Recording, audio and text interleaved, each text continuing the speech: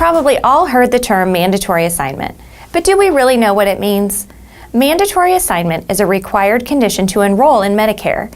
It means that when you provide a Medicare-covered ambulance service to a Medicare beneficiary, you must submit a claim to Medicare and accept the Medicare allowed charge as payment in full. You may not bill or collect from the beneficiary any amount other than the unmet Part B deductible and coinsurance. The Medicare allowed charge is determined by the ambulance fee schedule and includes payment for the base rate and a separate payment for loaded mileage.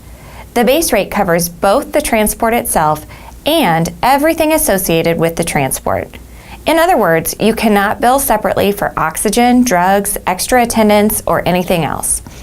This is true even if the patient has secondary insurance or some other method of payment.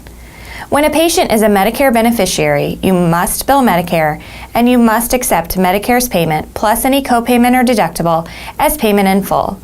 For example, if a patient has both Medicare and a secondary insurance, you may only bill the secondary insurer the amount of the patient's copayment or unmet deductible, not the difference between Medicare's payment and your full charges. However, mandatory assignment only applies to Medicare-covered services.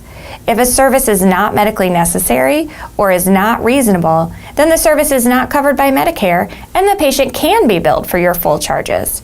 For example, if a patient's condition does not require ambulance transport, in other words, the transport is not medically necessary, you may bill the patient for the full cost of the transport because the transport is not a Medicare-covered service.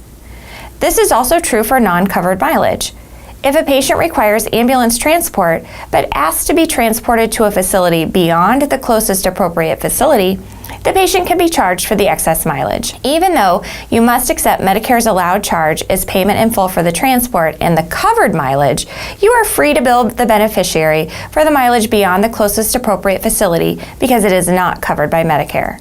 The bottom line is, when a patient receives a Medicare-covered service, you must accept the Medicare allowed charge as payment in full. Thanks for watching.